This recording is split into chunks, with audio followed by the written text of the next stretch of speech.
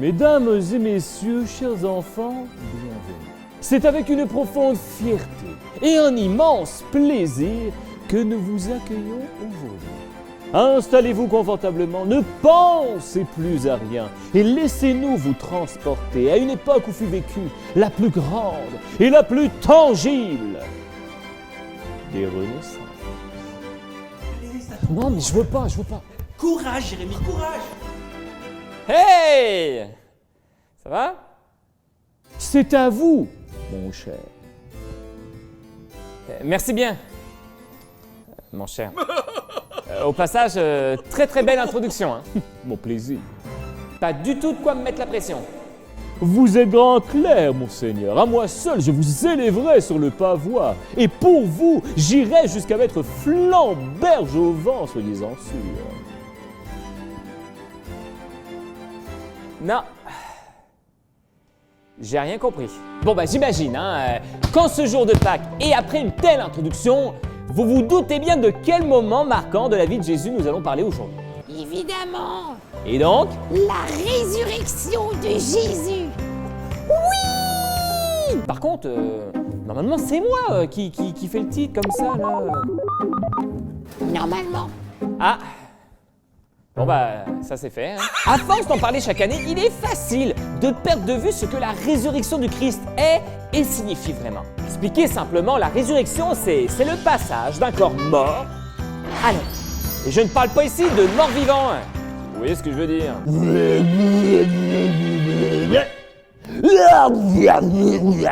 C'était juste pour que vous ayez un visuel. Hein. En ce qui nous concerne, nous chrétiens, l'apôtre Paul déclare dans sa première lettre aux Corinthiens que si Jésus n'est pas vraiment ressuscité d'entre les morts, si Jésus n'est pas mort et revenu à la vie pour vrai, alors notre foi ne vaut rien. Elle est inutile, sans valeur et sans espoir. Pour ainsi dire, si nous croyons en Jésus, si nous croyons qu'il est notre Seigneur et notre Sauveur, alors nous sommes dans l'obligation de croire qu'il est vraiment mort et revenu à la vie. Aussi barré que cela puisse paraître. La grande question que nous pourrions alors nous poser est, au-delà de simplement y croire, qu'est-ce qui nous prouve que Jésus est ressuscité d'entre les morts pour vrai? Eh bien, regardons cela ensemble. Tout d'abord, Jésus est-il mort pour vrai? et oui, car rappelez-vous que si Jésus n'est pas mort, il ne peut donc pas être ressuscité. Car pour être ressuscité, il faut mourir pour vrai. Oui, je sais, je me répète. Suite à la crucifixion de Jésus, nous apprenons qu'un homme nommé Joseph d'Arimathée alla trouver Pilate pour lui demander le corps du Christ. En Marc 15, versets 44 à 45, la Bible nous dit que Pilate s'étonna que Jésus soit mort si tôt. Il fit venir l'officier de service et lui demanda s'il était mort depuis longtemps. S'en étant assuré, il remit le corps à Joseph. si Jésus n'avait pas été mort à ce moment-ci, jamais, au grand jamais, Pilate n'aurait accepté de remettre son corps à qui que ce soit. De plus, suite à la demande des pharisiens et des chefs des prêtres, notre gouverneur romain autorisa le déploiement d'un corps de garde pour surveiller l'entrée du tombeau qui fut alors scellé et fermé par une lourde pierre. Pourquoi? Afin d'être certain que personne ne viendrait voler le corps de Jésus et proclamer à tous une fausse résurrection. En même temps, je me demande vraiment comment il s'y serait pris. Hey, salut les gars, c'est moi Jésus, je suis bel et bien vivant, ressuscité d'entre les morts. Youhou!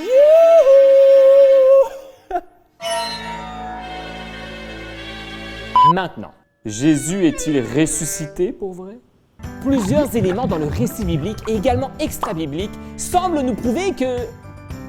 Oui. De 1, Matthieu dans son évangile mentionne une version des faits troublante concernant le témoignage des soldats censés garder et surveiller le tombeau du Christ. Lorsqu'un ange descendit le 3e jour de sa mort pour rouler la pierre du tombeau, la Bible nous dit que... Les gardes en eurent une telle peur qu'ils se mirent à trembler et devinrent comme morts. Ils allèrent ensuite en parler au chef des prêtres, qui leur interdirent d'en parler en échange d'une importante somme d'argent. Comme vous pouvez le constater, c'est louche. Très louche. Une méchante magouille, comment dire. De 2, Les premiers disciples à avoir vu Jésus ressuscité, ayant la mission d'en parler aux autres, étaient... Attention, roulement de tambour! Des femmes! Alors vous me direz, quel est le problème? Eh bien, le témoignage d'une femme ne valait rien à l'époque de Jésus. Et voilà, maintenant vous comprenez pourquoi ça fait des années que je maintiens un petit sourire gêné que personne n'arrive à reproduire. Oh, c'était donc ça? J'aurais jamais su, hein. Et oui.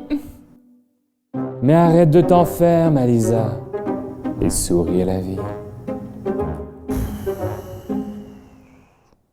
Si Matthieu, Marc, Luc et Jean avaient voulu nous mentir sur les circonstances réelles de la résurrection du Christ, alors ils auraient tout fait pour ne pas mentionner que les premiers témoins oculaires de ce prodige étaient des femmes, à moins que leur récit de la résurrection soit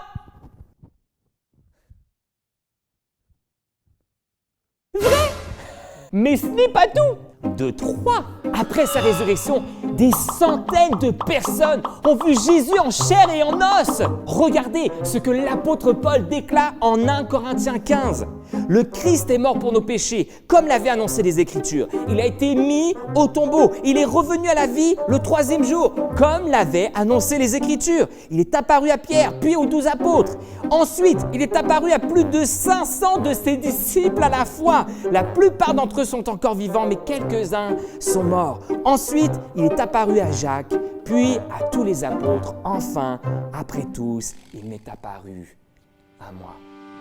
Avez-vous remarqué? Paul précise même qu'au moment où il écrit sa lettre, certains de ceux qui ont vu Jésus ressuscité sont encore en vie. L'air de dire, si tu ne crois pas, va leur demander directement à eux.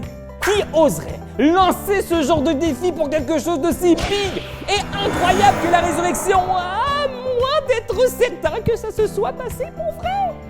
De 4, et pour finir, si Jésus n'était pas ressuscité pour vrai, alors comment expliquer le changement soudain et brutal qui s'est opéré chez les disciples connus pour leur lâcheté et leur instabilité?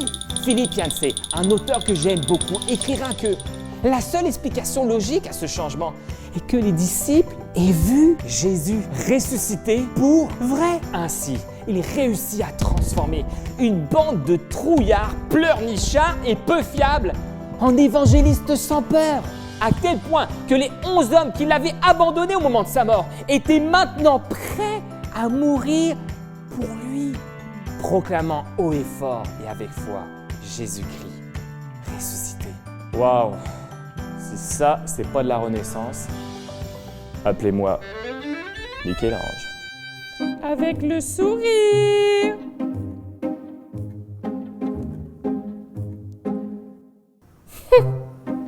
Amateur. Je sais pas vous, mais regarder toutes ces preuves, ça m'encourage beaucoup parce que je me dis en fond que finalement, je suis peut-être pas si fou de croire dans la résurrection de Jésus. Malgré tout, et nous le savons, tout ceci ne suffit pas forcément à convaincre tout le monde. C'est pourquoi j'aimerais vous rappeler aujourd'hui, en ce dimanche de Pâques, les dernières paroles de Jésus adressées à son ami et disciple Thomas, qui avait vraiment de la misère à croire. C'est parce que tu m'as vu que tu as cru, mais heureux sont ceux qui croient sans avoir vu. Cela fait des années maintenant que j'ai décidé de croire dans la résurrection de Jésus, de placer ma foi en lui, face à toutes ces évidences, mais aussi à tout ce qu'il a accompli dans ma vie. Jésus est ressuscité. Jésus est vivant. Et toi, le crois-tu? Je commence à comprendre pourquoi on l'appelle le penseur, lui.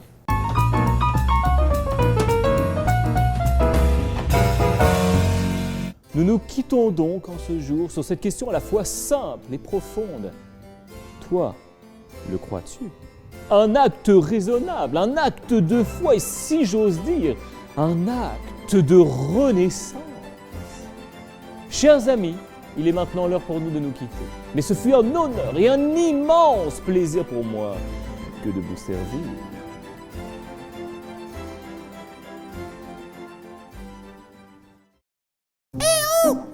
C'est pas moi normalement qui conclue. Normalement.